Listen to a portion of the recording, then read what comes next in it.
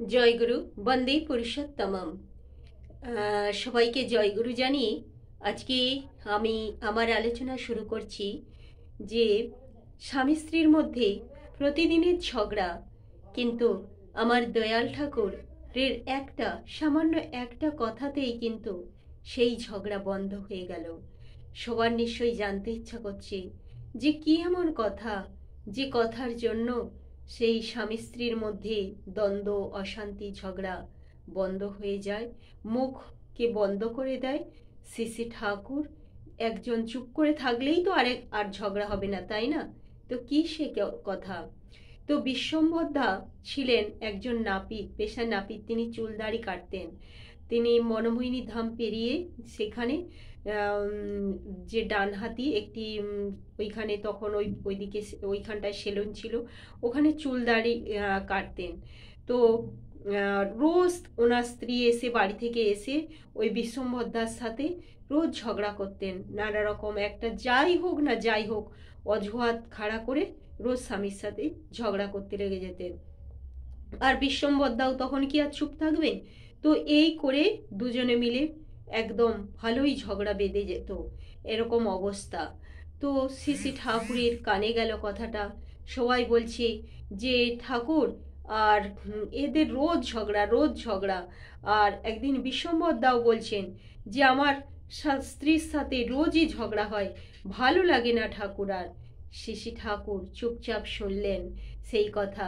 তো একদিন বিশ্বম্ভরদাকে বলছেন, হ্যাঁ রে বিশ্বম্ভর, দেখ তো আকাশের দিকে তাকিয়ে তুই বলতো আজ বৃষ্টি হবে নাকি? তখন বিশ্বম্ভরদা বলছে, হ্যাঁ ঠাকুর, আজ বিকেলেই বৃষ্টি হবে।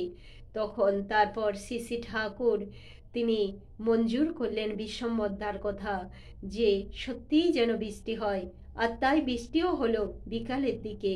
তখন শ্রী শ্রী ঠাকুর বিশ্বম্ভরদাকে ডেকে বলছেন যে দেখ বিশ্বম্ভর, তুই বললি আজকে বিকালে বৃষ্টি হবে, আর দেখ আজকে কি সুন্দর বৃষ্টি, ঝমঝম করে বৃষ্টি হয়ে গেল। আর সত্যি তুই কত বড় বৈজ্ঞানিক হয়েছিস। বৈজ্ঞানিক না হলে কি এরকম কেউ আগে থেকে বলতে পারে? তখন বিশ্বম্ভরদা বলছি, না ঠাকুর, এটা তুমি চেয়েছো বলেই হয়েছে, আমি বলেছি, আমি তো না বুঝেই বলেছি। তখন শ্রী শ্রী ঠাকুর বলছি, না না বিশ্বম্ভর, তুই অবশ্যই তুই বৈজ্ঞানিক। তোর কিছু একটা দেখে, লক্ষণ দেখে তবেই বলেছিস যে আজকে বৃষ্টি হবে।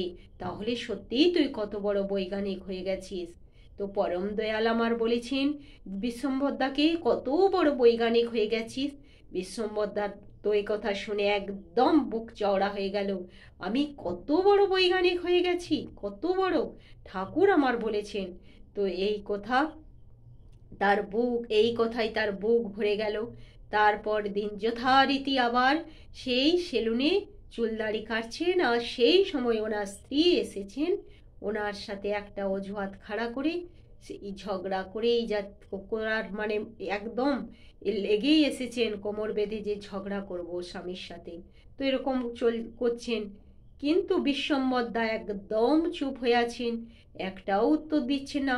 তিনি চুল দাড়ি কেটেই যাচ্ছেন।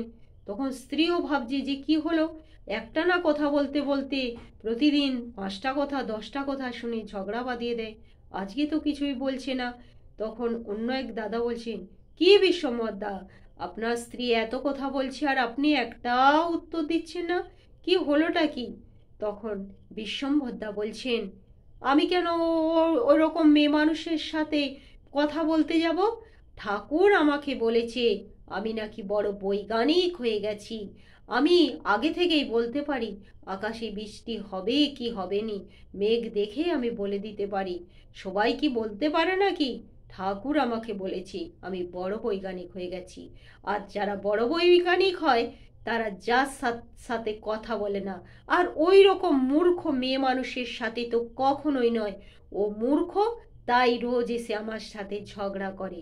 আর তো এই কথা বলেই বিশ্বম্ভরদা চুপ করে গেলেন। আবার কত কিছু বলে যাচ্ছি, কিন্তু বিশ্বম্ভরদা আর কোনো কথা বলছেন না, চুপটি মেরে আছেন। এই করতে করতে একদিন দেখা গেল তাদের ঝগড়া আর হয় না, বন্ধ হয়ে গেল। দেখেন, একজন না কথা বললে আর কি করে ঝগড়া হবে? আর তো হয় না।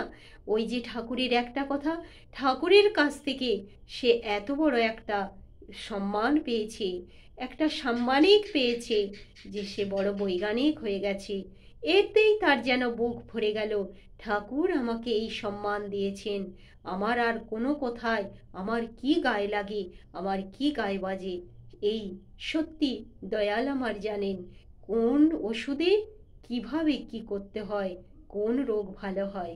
আমরা যা জানি না তিনি তাই জানেন, তাই তো তিনি 10টা পুরুষ, তাই তো তার কাছে যেতে হয়, তাই তো দীক্ষা নেওয়া লাগে, তাই না? জয়গুরু, সবাইকে জয়গুরু, বন্দে পুরুষোত্তমম। সবাই খুব খুব ভালো থাকবেন, প্রিয় পরমকে মাথায় নিয়ে চলবেন। আজকের আলোচনা আমি এখানেই রাখছি। যদি ভালো লাগে প্রিয় পরমের এরকম সুন্দর সুন্দর কথা, তাহলে অবশ্যই পাশে থাকবেন, লাইক কমেন্ট শেয়ার ও সাবস্ক্রাইব করবেন আমার এই চ্যানেলটি। জয় গুরু, সবাইকে জয় গুরু।